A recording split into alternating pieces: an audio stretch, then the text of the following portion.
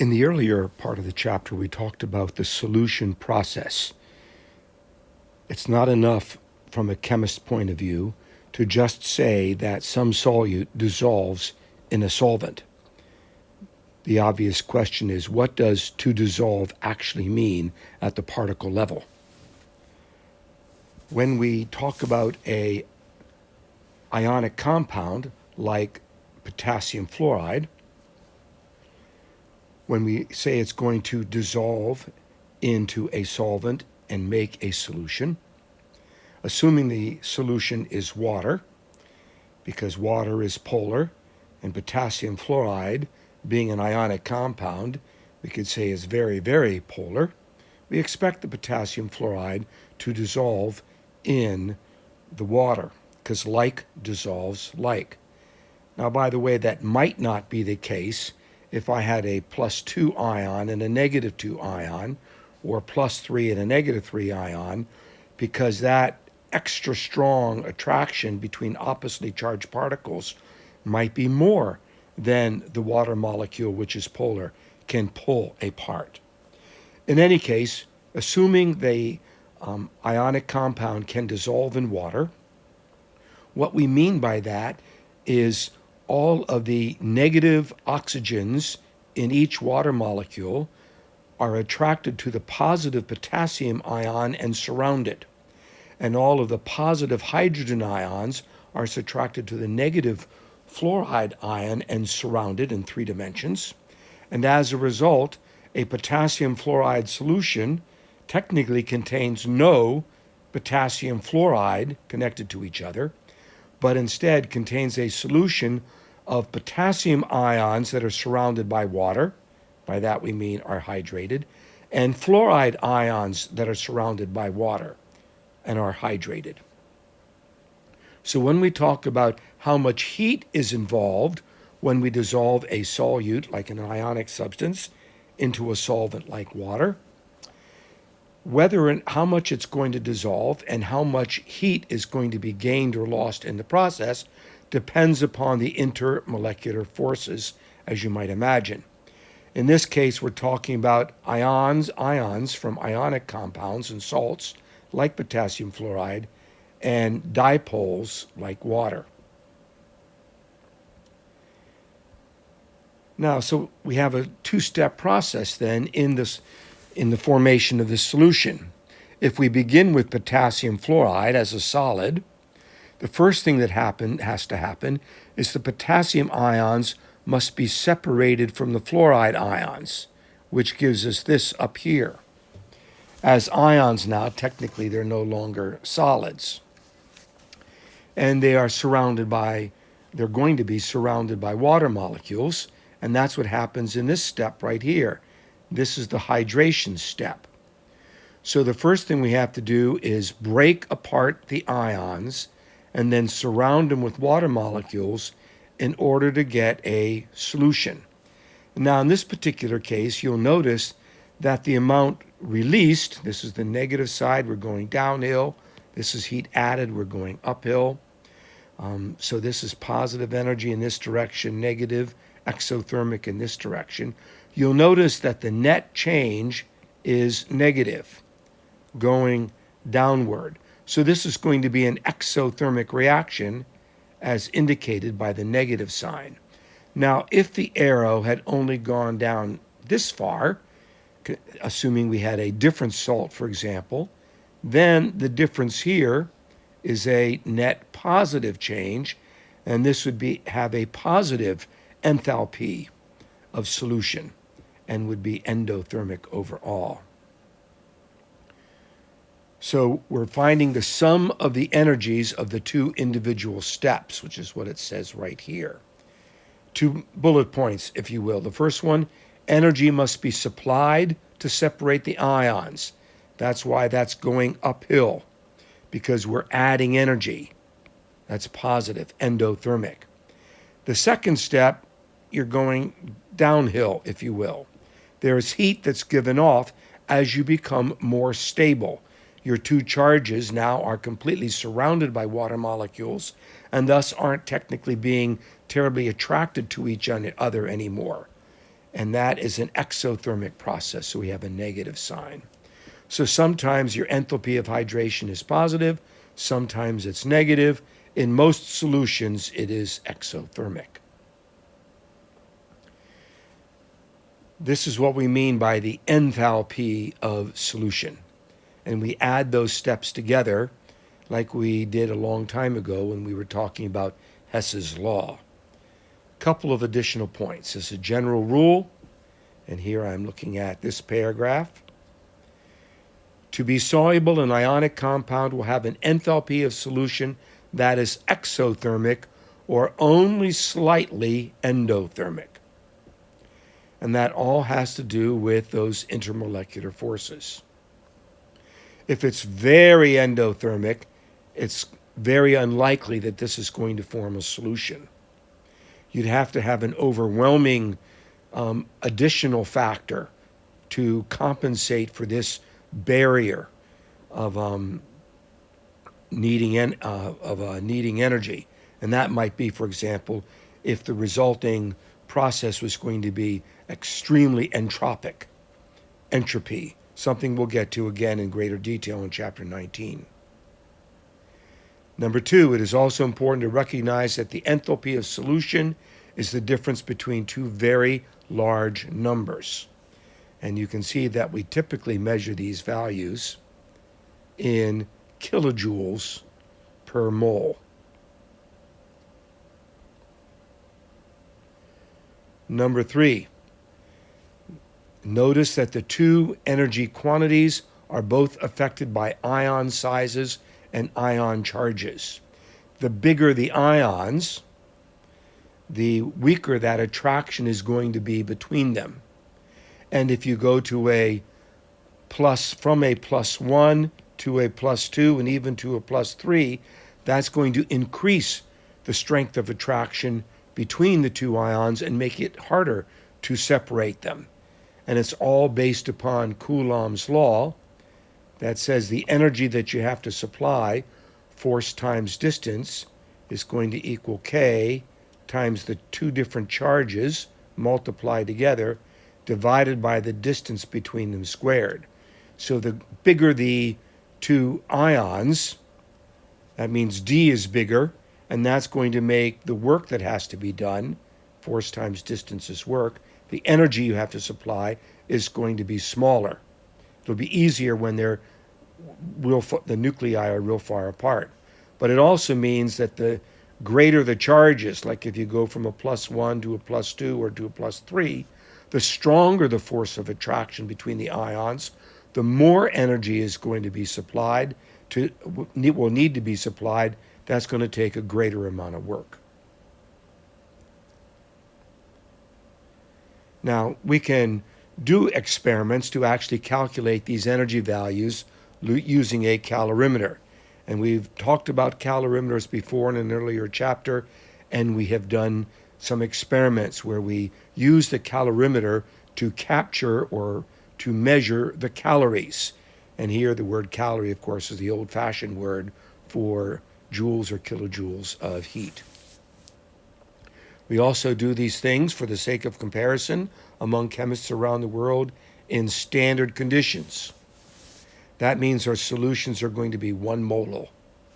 And it's going to be standard pressure, which might have a little bit of impact on these kinds of solutions, but probably not much. And it's also going to be a factor of temperature. And of course, here we begin to move in standard temperature in the direction of standard temperature being 25 degrees Celsius, not 0 degrees Celsius like with gases. You can actually find these values, if you're not asked to calculate them, in table 14.1 in this chapter and appendix L at the end of the book. And over here in table 14.1, you can see that as we go down the periodic table with lithium, sodium, potassium, rubidium, the distance between the two ions is getting greater and greater as you add energy levels in the alkali metal column. You can see that the amount of heat it takes does indeed get less and less. And then if you look at another example right here, again, we're going down the periodic table with our alkali metals. This time, instead of talking about fluorine, we're talking about chlorine. And sure enough, the values get less and less. Notice that chlorine in this group is a much bigger atom than fluorine. And so these values here are less than these values here. All right, let's move on to section 14.3. In 14.3, we're going to talk about factors that affect solubility. And that means we have to ask a question, first of all. Is my solute that I'm going to dissolve a gas, or is it a liquid, or is it a solid? And technically, is my solvent a gas, liquid, or solid? Now, most of the time, we think about our solvent as being a liquid, though certainly the atmosphere, for example, is a huge gaseous solvent, if you will. Now, when we talk about dissolving a gas in a liquid, and a good example of here, of course, would be a carbonated soft drink. We often think of the word carbonation as a soft drink that has the fizziness in it. It's actually carbon dioxide in equilibrium with the carbonate, hydrogen carbonate, carbonic acid. And we can see what is now called Henry's Law. Henry's Law shows that there's a relationship between how much gas can be dissolved, the solubility of the gas, and the pressure on that gas. So, if you have a can of soda that has not been opened, it's going to be packaged under a lot of pressure, maybe 2, maybe 3 atmospheres, twice the atmospheric pressure that we are used to just walking on the surface of the earth. And that's going to force more gas to dissolve in the solvent, so the solubility is going to increase. They are proportional. And of course, depending upon the gas, we have different proportionality constants, as you can see in this table over here, where we look at the primary gases of nitrogen and oxygen gas that make up our atmosphere, and carbon dioxide, which is not only in our atmosphere, but is also in our carbonated beverages. Another example has to do with scuba diving, self-contained underwater breathing apparatus, so that we can swim underwater for longer periods of time, don't have to hold our breath. But the problem is that as you go deeper and deeper in the water, the pressure very rapidly gets greater and greater. So as you're breathing air, if that's what's in your tank, that air, which would be primarily nitrogen gas, way deep down underneath, deep down in the water, the increased pressure is going to cause more of that nitrogen gas to dissolve in your bloodstream. Then, if you're not careful and you come up in the water towards the surface a little too quickly, that nitrogen gas that is dissolved in your blood and normally would not stay there very longer, certainly on the earth it's not, practically not in your blood at all, those bubbles, the nitrogen gas, will begin to expand, and those nitrogen gas bubbles create a condition called the bends. It can knock you unconscious, it can kill you, it can cause capillaries to burst, sometimes it can cause the diver to become delirious, called nitrogen narcosis, and they don't even know which direction is up at that point, and that increases the likelihood that they might drown. So in order to avoid that, instead of having oxygen in normal air at 21%, we might use helium gas instead of nitrogen gas. So that makes it more expensive, but the fact is that helium is not very soluble in the blood like nitrogen, so it's less likely that you're going to have to worry about getting the bends. Nonetheless, it's good to come to the surface slowly, and deep sea divers often will come up part way and hang out for a while, assuming they have enough oxygen, or maybe they'll go into some type of underwater small, not a small submarine, but a large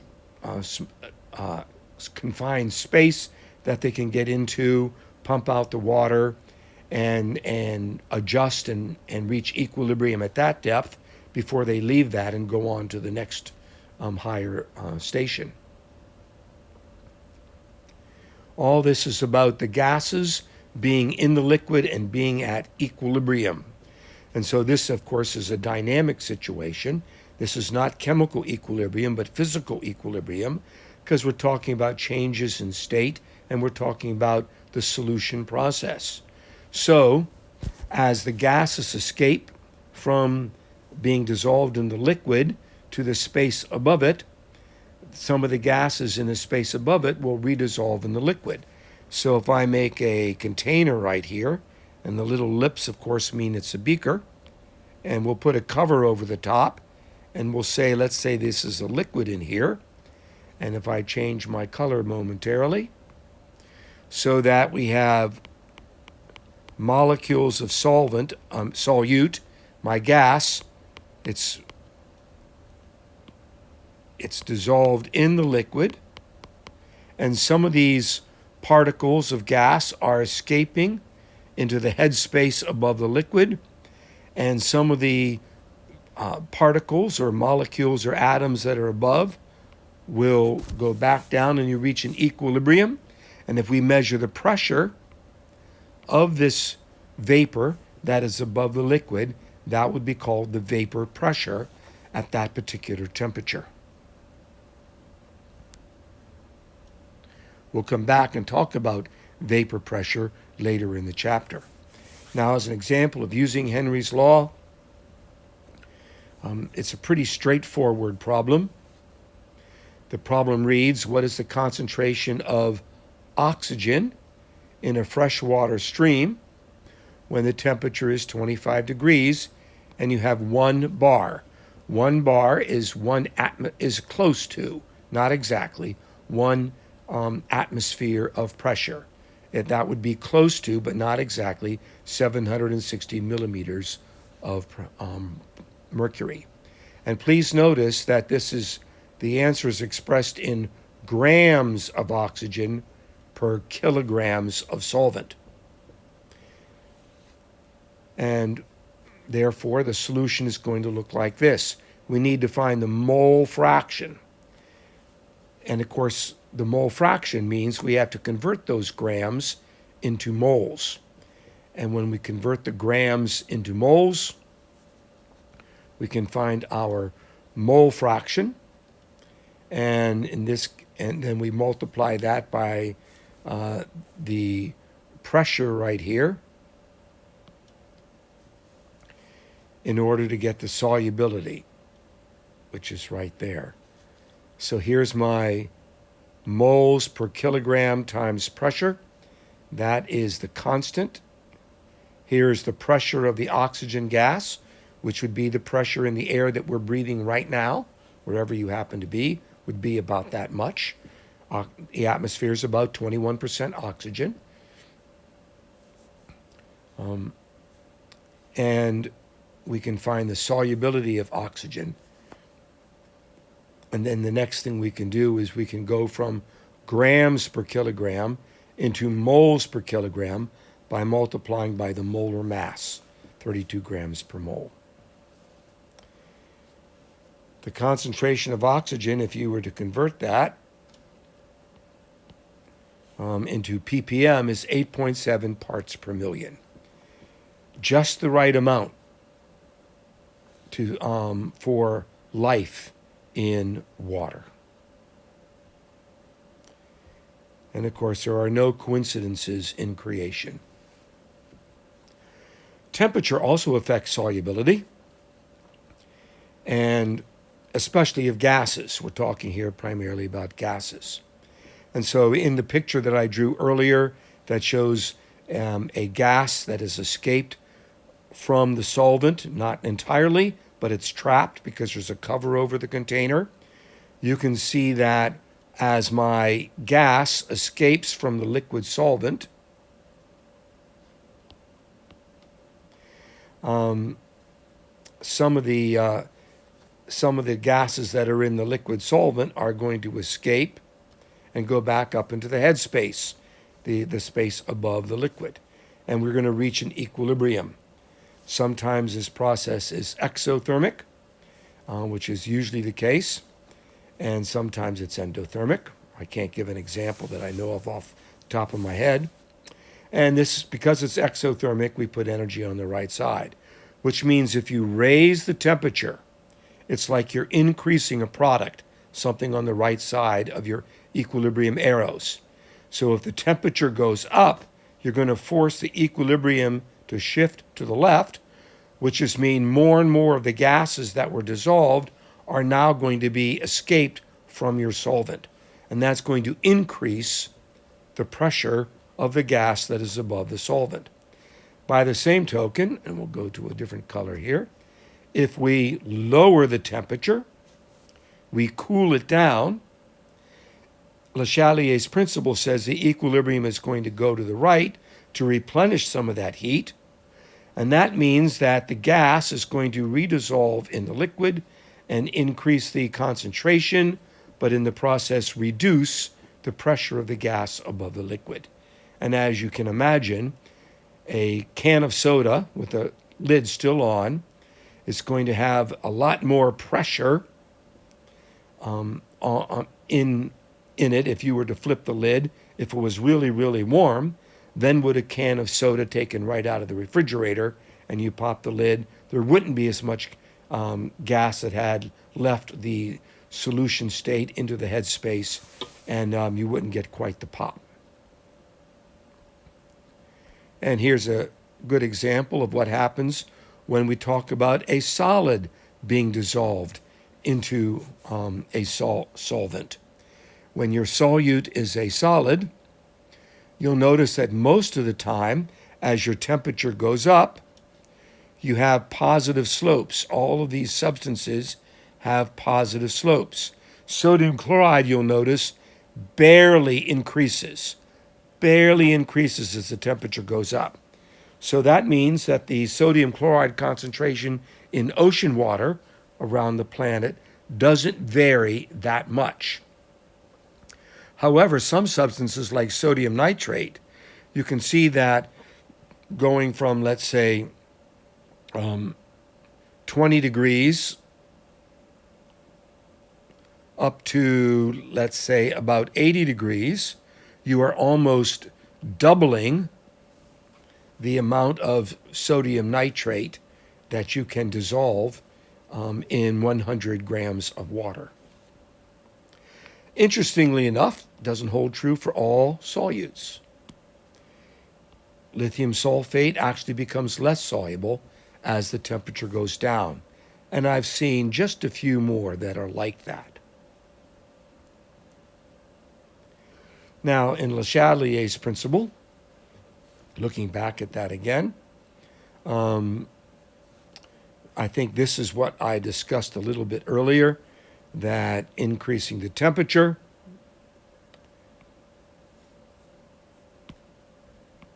is going to force the reaction to move to the left to take some of the energy away, increasing the amount of gas that's going to escape the solution so that the gas is separate from the solution and trapped in the headspace.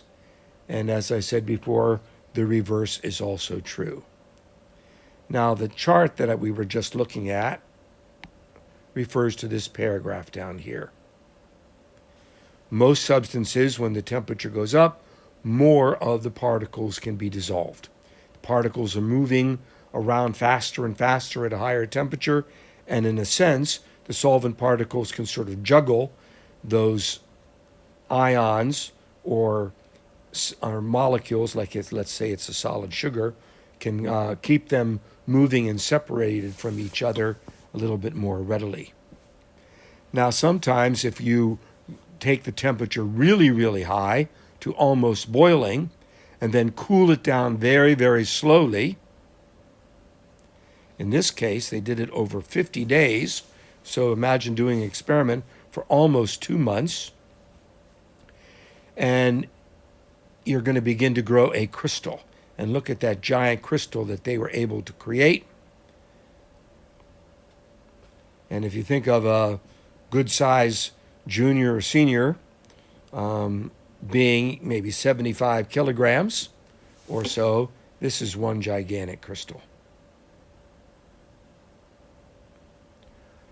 Now, just a little bit of two practical applications. One very, very serious and tragic, and the other kind of silly.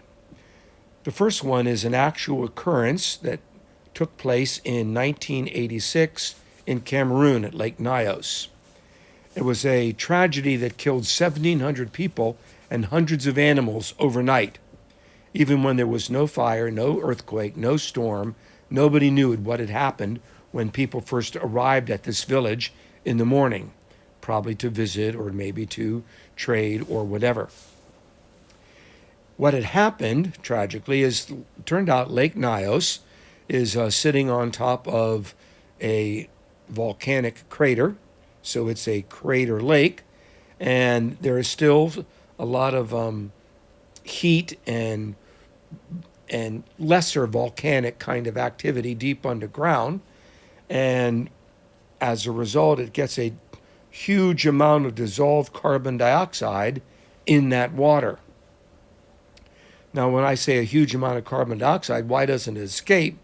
Well, typically what happens when seasons change in a body of water, and let's say this is a body of water right here, and as the seasons change, in the wintertime, the cold water at the top sinks to the bottom, which forces the warmer water at the bottom to come to the top, and it regularly circulates the water. It brings minerals and salts and even decayed plant and animal matter up to the surface, which can be food, and that's a good thing.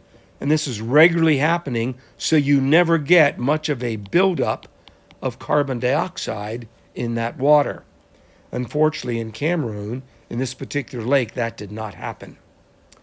And as a result, pretty soon there was a huge amount of carbon dioxide down here at the bottom of the lake, and something, we're not sure what, maybe an earthquake activity or an underwater landslide or something, provided the energy or the motion that caused a rapid release of carbon dioxide to come to the surface.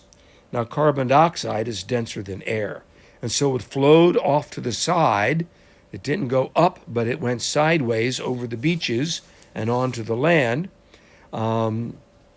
moving with a breeze of about 45 miles per hour. So that's a pretty hefty wind gust of carbon dioxide. And it eventually dissipated about 12 miles away. But anything in the way of that, especially at nighttime when you're liable to be sleeping, not that they could have done much about it probably, unless they knew enough to climb a tree or something, they suffocated. If you ever see this prefix, cline, you can have a thermocline, a chemocline. That's a gradient. A thermocline would be a gradient of temperature. If you ever go swimming and you go snorkeling, or even more, if you put on a wetsuit and you have a scuba tank and you go down in the water, eventually you reach a thermocline where the water could be warm in the middle of July, but then all of a sudden, 10 or 20 feet down, you reach the place where the sun energy doesn't penetrate and it's extremely cold. That's the thermocline, and you're glad you have a wetsuit on. A chemocline would be where you suddenly encounter a concentration of a particular type of chemical or gas or mineral. And then the silly example, which you can see YouTube videos on, is dropping a Mentos in a bottle of Diet Coke. The Mentos seems to provide a lot of nucleation or surface area texture that enables an awful lot of the carbon dioxide to be able to rapidly escape the soda. And in the process, you can see what happens in the picture above and when you take the lid off. Notice that this produces a pressure 2 to 4 times greater than ordinary atmosphere pressure. And then as a result, when all the gases escape, the soda tastes flat. So while the carbon dioxide is in the soda, you're in equilibrium.